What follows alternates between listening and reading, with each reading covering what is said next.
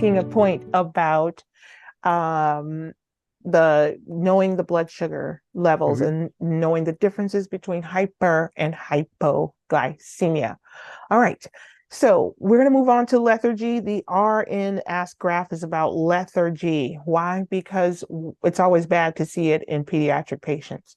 All right. So I think they just needed an R to make this thing work, make this mnemonic work. But that said, definitely, it's kind of like altered mental status in a way, but Mhm. it's just one of those words that when you see lethargy, unless we're talking about someone with a good reason to be lethargic, you want to respond because usually infants, children, toddlers, your pediatric patients are busy, moving around, active. And if they suddenly become lethargic, because they aren't very good at communicating, you want to act quickly and you want to act with some priority.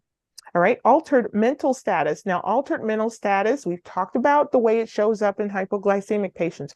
It can also show up in patients who actually have dementia, but I don't want you getting dementia confused with delirium. Okay, it's important to know the difference between the two. Dementia is generally like this progressive thing that happens over time, and particularly in patients who have like a history of this. All right. So, not just because someone's older or because someone is an older adult over the age of 70, that does not make them an automatic candidate for dementia. Dementia is a progressive brain disease, and it is usually connected to some other kind of organic diagnosis like Alzheimer's, but other diagnoses as well would play in.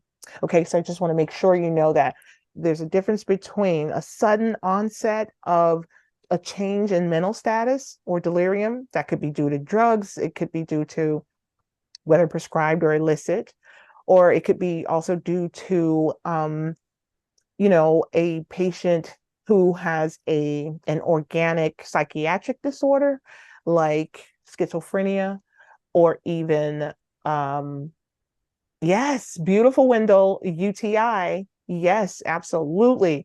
That's a big one on the NCLEX. They love to see if you are able to pick up on confusion in a patient who may be older. Usually, those with the UTIs are male patients and older, but you'll get that altered mental status piece expressed to you, right, in the question, and it's on you to really pick up on that being something that I think I want to respond to that. Okay, peritonitis. Peritonitis is usually an expression, the pain, all right? It's pain. It's usually because there's stuff in the peritoneum that shouldn't be there. And there really should never be anything in the peritoneum except nerves or nerve endings. So when there should be no fluid, it's kind of a void space. There should be no fluids in there. There should definitely not be blood in there that might have gotten into that space during blunt force trauma to the abdomen, right? That may cause like bleeding or leakage from organs that comes into the peritoneum. All right. The peritoneum is lined with those those those not vessels but nerves so that that signal can be sent to the brain that something's in here that shouldn't be in here. Let's get you help. Okay, so patient reporting severe pain over 7, right, and they've been involved in something that could put them at risk for having the peritoneal wall be breached. Maybe it's ascites. I don't know, maybe they actually, there's a reason for the peritonitis, right? Maybe they have pancreatic cancer, right? Maybe they have um, a appendicitis, which is pretty common, right? They might get appendicitis, but it shows up as peritonitis. All right, you definitely want to catch that. And then finally, hemorrhage. We talked about it a little bit before. If you see a patient with tachycardia and low blood pressure at the same time, and they are at a high risk for bleeding, right? Not always do we see the blood, frankly, expressed, outside of the patient's body, right? Sometimes there could be a buildup of bleeding that's happening in a post-op patient who had I call it bloody, but had a surgery that involved a lot of blood vessels, like maybe it was um, thyroidectomy. That's a bloody one, right? Because you have to go through all those blood vessels to remove the thyroid. Or maybe it was a surgery like a uterine surgery following a childbirth, right? That could be a bloody, that could be a scenario where there's a lot of blood vessels involved. Okay, so knowing a little bit about the anatomy and understanding what exactly happened in the surgery might put you in a good it might put you in a good place where you can assess that patient as being possibly at risk for hemorrhage, even though you don't see the expression of frank blood. Okay, so definitely want to know the nuances of those particular disorders so that you can answer these questions with, and showing that algorithm, because the algorithm will give you more correct, not correct, but more challenging questions, the more challenging the questions you answer, right? So it meets your ability to answer complex questions with more complex questions. And vice versa happens if you are not able to score that question correctly, then they're going to lower the complexity of the question so that you can work your way back up in the algorithm. And this is why people who pass the exam in 85 questions or less, all right, it used to be 75 for the registered nurse, but now we're all getting an 85 question test on NextGen.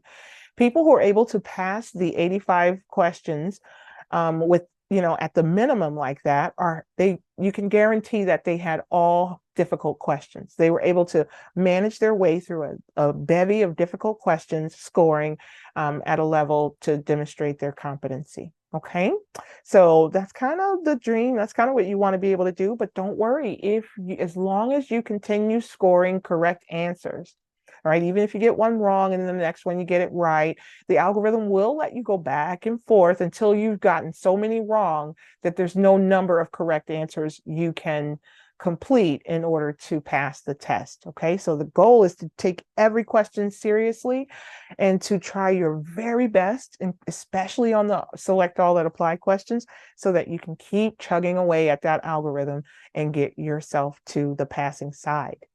All right, so here's the mnemonic I've created called Care Plans. And it does show 9 priority disease processes. And much like the Ask Graph, and I'm not going to go through this one in the interest of time, but there is a lecture, and I think I've included it here, a link to a lecture. If I didn't, I will make sure I get it here, where you can view a 30-minute lecture explaining how this mnemonic works, okay?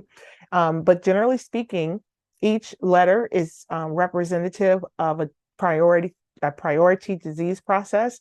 So for C, I want you to think about the cardiac and cerebral disease processes. So this would include, but not, this isn't an all-inclusive list, right?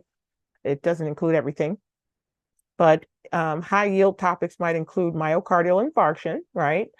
EKG dysrhythmias. Do you know the main dysrhythmias that show up?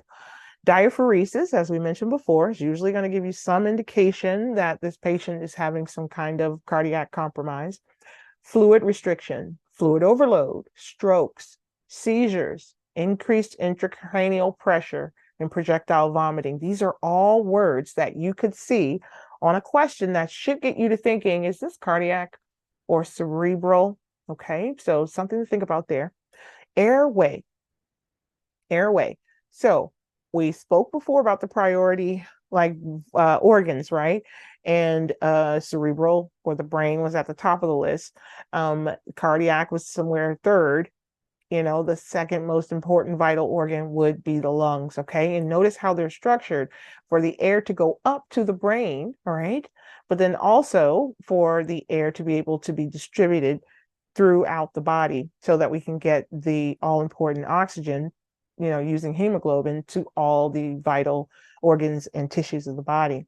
So a patient who's short of breath, right? They're going to receive your priority. You always want to know, after you see SOB or shortness of breath, well, what other information can I get about this patient? Are they a patient where I would expect to see shortness of breath, like an asthmatic, right? Is an asthmatic experiencing shortness of breath in this moment, right?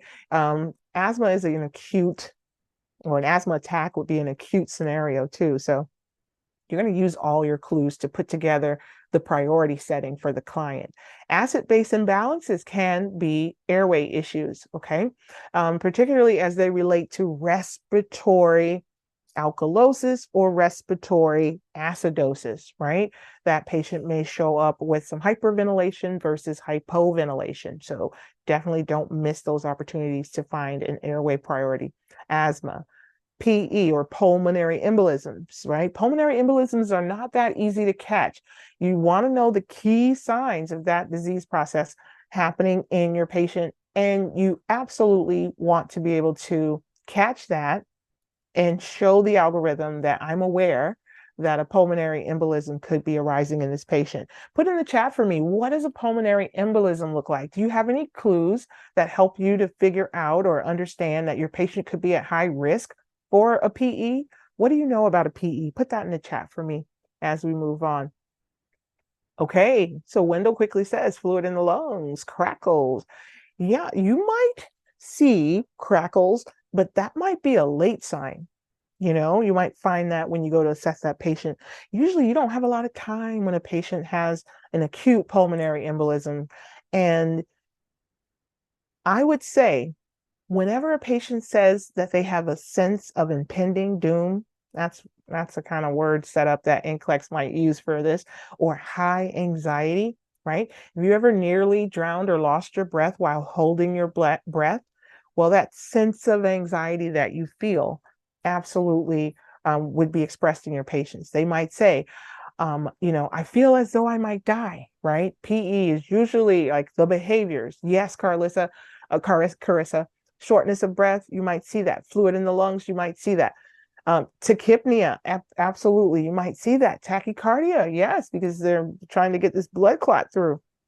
So you're definitely going to want to keep an eye out for the risk for PE. Epiglottitis, those are our little kids who have those surgeries on their, well, sometimes they have a surgery. Actually, sometimes it's caused epiglottitis by an actual pathogen, all right? Haemophilus influenza B, Hib B, right? If they develop that infection, right? Epiglottitis is generally a piece of that profile, all right? And that can cause a restriction in the actual airway. It could also cause a swelling of the tissues in the airway as well. All right, so I put asthma is so important. I put it twice here. Using accessory muscles to breathe, always bad. Okay, you do not want to use, we love accessories, but we don't want to use our accessory muscles to breathe. That means that this patient's experiencing acute respiratory distress. Okay, so you want to know the words, and sometimes they're easygoing words, they're words that don't seem as complicated as they really are. Those are the ones NCLEX loves to test you on. They want to know, do you think that's a big deal or not? Okay, neck edema, always problematic. If there's a patient who just had a surgery that involved a cutting in the neck area, any kind of surgery is always going to bring with it fluid, right? Fluid collection, fluid buildup. You have to be aware of that in your post-surgical patients, that they need to be, positioned in a way that allows them to drain, right? In a way that's allows them to drain their fluids that could be collecting and building up effectively, or those fluids could build up around the soft tissues of the airway and cause restriction. Okay. And drooling with stridor and anxiety. Remember, as I said before, whenever your patient has anxiety, we got a problem. All right. It's not always just, oh, it's a little generalized anxiety. No, if your patient has an airway issue, shortness of breath, tachycardia, tachypnea, any of those lung related issues and anxiety, act fast. Okay. They're probably fighting for their lives. Okay. Renal. All right. I don't want to go through that too much, but the renal issues, usually pediatric, I've noticed on the NCLEX, but serious issues. Okay. So pay attention to those pediatric renal issues. What is a safe BUN? What is a safe BUN? Do you guys know that just off? Okay, I love it, Carissa. Very good. What about creatinine? You have a way of remembering creatinine as well. 10 to 20 is great for BUN. All right, we're too high above that or below that, we have a problem. I love it. So how do you keep up, Carissa, with those values? I like to think of 10 and 20. 20 divided by a half is 10, right? That's a good one. 1.2 divided by a half is 0.0 or 0.6. I don't know. I think about those. Yeah, I Being, just double it up, kind of like yeah, 0.6 to 1.2, 6 times 2 is 12, something like that. absolutely. So you want to know these. If I'm shouting out to you, what's the value? That's a value you want to have in your pocket. Okay. So BUN and creatinine, that's going to be your biggest indicator of renal problems. Also, what color is the urine? Is it amber? Is it tea colored? Is it cola colored? All right. What does that mean? All right. Is it dehydration or inflammation? All right. You want to know those. 24-hour collection. If your patient's on 24-hour collection, there's some procedural, I would say more, um, this is more of a fundamentals question around there, but how do you delegate?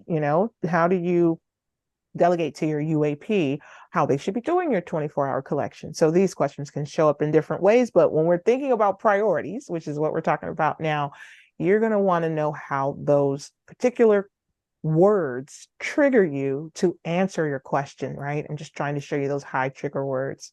Electrolytes, nausea and vomiting should automatically make you think, what's going on with their electrolytes? Emesis, all right?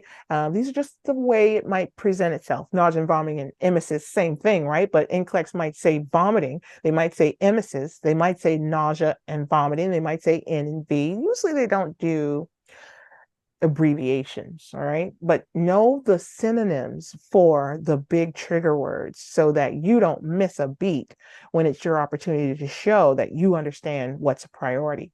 All right, sunken fontanelles. Do you ever think of those as an electrolyte issue?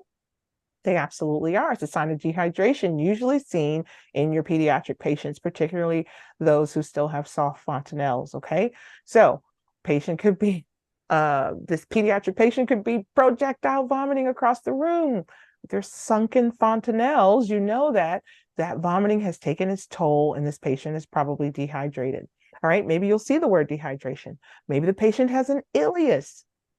What is an ileus? Put it in the chat for me. What is an ileus? Not to be confused with the ileum. What is an ileus? All right. What electrolytes matter the most, right?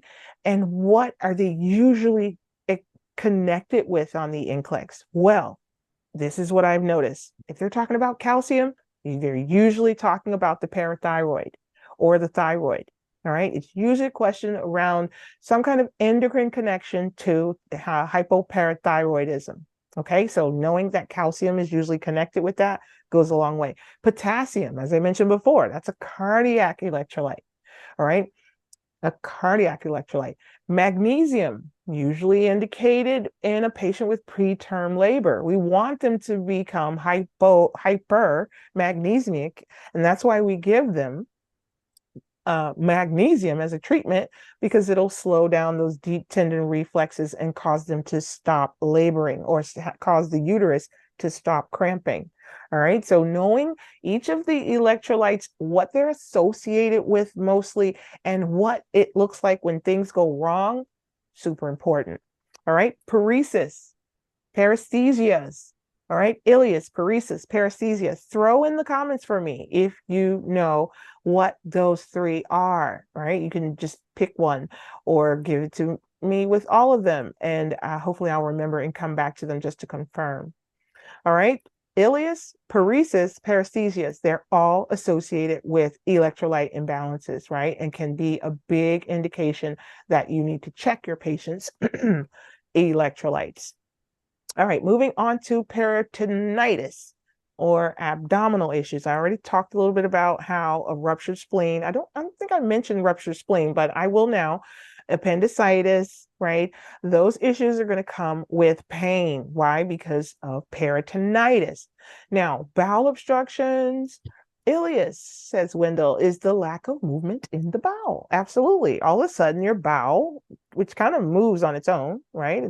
It's autonomic, the way the bowel moves. It's called GI motility. It stops. Oh, that's bad. That is bad. Okay. All right, Carissa says paresthesias are pins and needles. Yes. Yes, paresthesias are signs, early signs that your patient is experiencing an electrolyte imbalance. Okay, you're going to then want to go and check their electrolytes if they're having paresthesias. Tingling in the lips, usually tingling in the fingertips. So pins and needles in the extremities. So in the lips, the toes, and the fingertips. That's an electrolyte problem. All right. And then Wendell says that you will have absent vowel sounds with an ileus. Absolutely. That's how you know that you need to report that to a provider. Okay. There could be several reasons for an ileus, but it's the kind of thing you don't want to sit on. Big deal, big deal. All right. And I don't think we mentioned paresis yet. So I'll wait on that one, but paresis is another good indication of electrolyte problems. All right, so our patients who are on narcotics may experience abdominal pain. They may experience constipation, right? All your abdominal issues I want you to think about. Think of the worst things that can happen for NCLEX, okay? So not just the regular wellness issues. So in general constipation, run-of-the-mill constipation won't show up on the NCLEX. But if a patient's been on narcotics and they haven't had a bowel movement for a week, right? We're going to have to do something about that. All right. So think about things in those terms. Lethargy. All right. Again, we mentioned again that the body position should give you the clues about that. And your pediatric patients are in the most trouble. Words like obtunded, somnolent, those are words that indicate lethargy. Obtunded. I like to think of it as, I always look at the DED on the end, and I think they're dead. Okay, obtunded people, you have to do so much to wake them up. These are the people who need the sternum rub. Oh, Wendell, okay, know that I will pass along this practice. I will pass along to you the video, okay? All right, sorry that we miss you. All right, take care. Okay, so obtunded means that the patient is dead-like, all right? Somnolent means that they're hard to arouse. Somnolent, they're sleepy, right? But you can wake them up to maybe take their medications or something like that. Whereas the obtunded, I mean, you are basically having to do a sternum rub in order to get them to wake up. And then when they wake up, they go right back into this almost kind of like comatose state. So know the parameters of the Glasgow Coma Scale and what level of consciousness is. All right. Altered mental status. We talked about delirium versus dementia. Definitely want to stay on top of that. Knowing alcohol withdrawal syndrome versus the delirium tremens would be so helpful for the NCLEX. Because if you get one of these questions, they go a long way to being a complex question. And it's one of those situations, the delirium tremens, where it's an RN only, really. It's more like a one-to-one patient scenario, and you really shouldn't have a whole lot more patients when you have a patient with the DTs, okay? Because there's a lot of danger, a lot of safety issues. This patient might likely be in restraints. You're going to have to watch them for seizures. There's a lot going on with a patient who is experiencing not alcohol withdrawal syndrome, right? Because that happens to every alcoholic 24 hours after they have had their last drink. They'll go into withdrawals, which could be some shakiness, right? But DTs or delirium tremens, they'll have hallucinations, delusions. They might be violent. You know, these are the patients who may warrant restraints, okay? And not the easy restraints, the vest restraints or the 4-point lock leathers, okay, where you're at one point you have all 4 restraints locked, as you are releasing 2, right? You alternate releasing 2 and connecting the other 2, right? But at one point they're all 4 restraints are on the patient, and that's actually assault if there's no physician's order for that, or if it's not warranted, as it is in patients with the DTs. All right, newborn maternity, yes, any OB complications, you should expect those on the NCLEX, right? You could get bunches and bunches of OB questions. So it behooves you to spend some time on newborn and maternity. All right. Do you know what APGAR is? What about the cyanotic heart defects in your pediatric patients? Type 1 diabetes, that's a pediatric condition. Congestive, no, not congestive, but CF is cystic fibrosis. Intussusception. All right, if you see any words here that mean nothing to you, let that be a place for you to go and research the topic, okay? Do you know what Hirschsprung disease is? Acute nephritis, Wilms tumor, epispadias. I think that was mentioned in one of our practice questions, which we're going to get back to for in a minute as we finish up the last few questions. Exstrophy of bladder.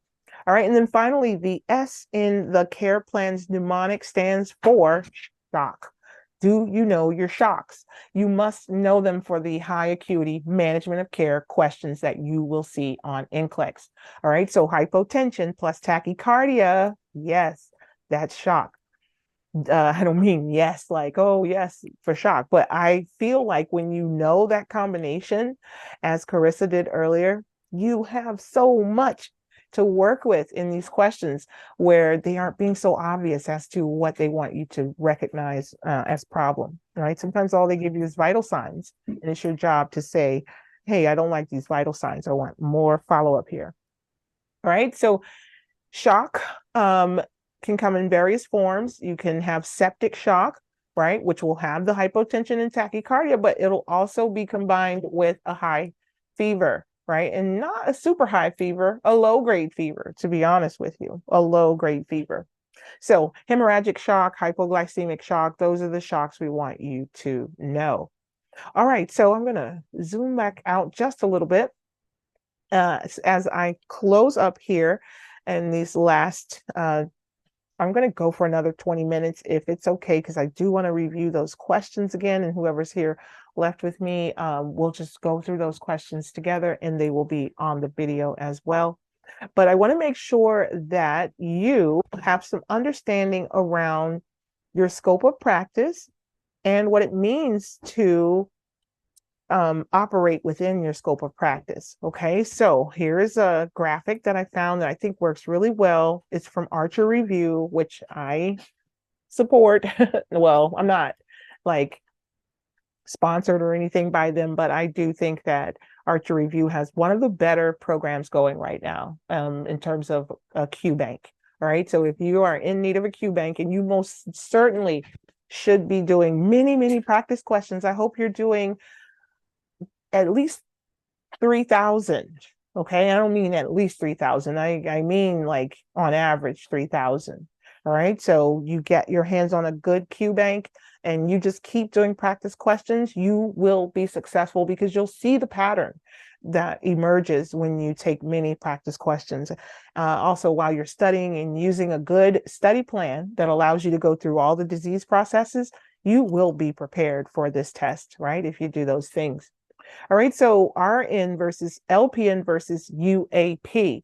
That's all described here in this graphic here, and the duties or the scope of practice for each are brought out here. So RNs are definitely doing the initial assessment on the patient. That's going to include the admission assessments and the post-ops assessments. So never initial meaning like whenever a patient has a change in status, you are going to absolutely. Okay, Olga, thanks for sharing it with me again, because I think I might have lost it on that first one. If anybody else wants to share their email with me because you have to go, please do it for me again. I may have lost it on that former version of the transcripts that I may have lost. Okay, so unstable clients, I'm just going to focus on RN for the moment. Any kind of implanted devices, IV push is the domain of the RN. Blood products, TPN, these are all the parenteral medications. Developing a care plan and discharge teaching as well as initial teaching, these are all the domain of the RN, and that's where you need to be focused.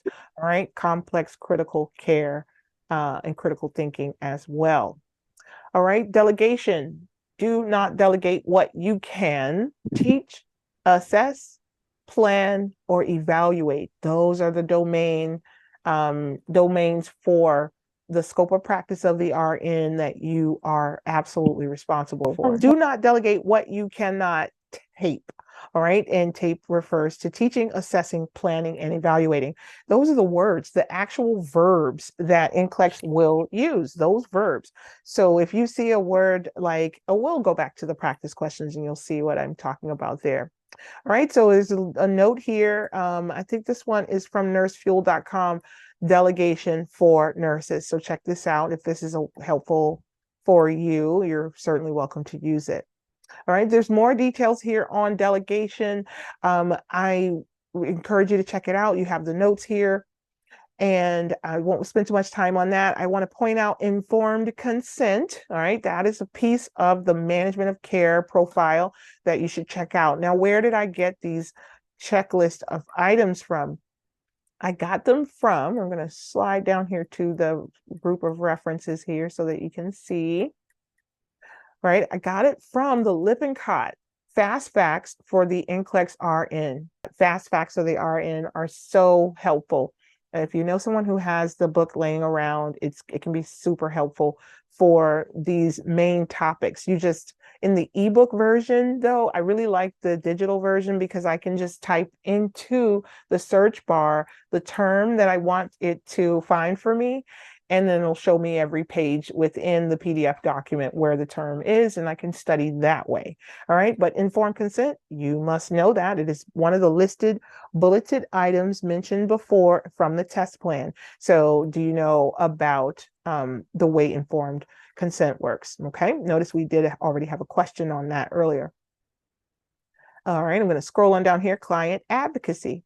Do you understand what that part of your RN scope of practice is all about? Okay, well, I've collected some notes here for you to check out on your own as you are studying. Okay, they can help you when you're going through those practice questions, kind of getting a little bit more context and a little bit more rationale to help you with those questions. Do you know the stages of grief? DABDA, denial, anger, bargaining, depression, and acceptance. DABDA, D-A-B-D-A. I don't know if that's a mnemonic anybody uses, but I always like to mention that. Client confidentiality. Do you know the laws, policies, procedures around client confidentiality? Is listed here. All right, it's a good amount of notes there. Consultation and referrals. So do you know how to support your patient in coordinating their care? Management of care is also very much about working with the multidisciplinary team. So who do you refer to? When is it appropriate to refer your patient out to another specialty area? I mean, we could be talking about the police. We could be talking about social work, all right? It could be psychologists, clergy, right? Knowing when and how that's appropriate is there. All right, so here's another place you can click on the practice questions to get back to them.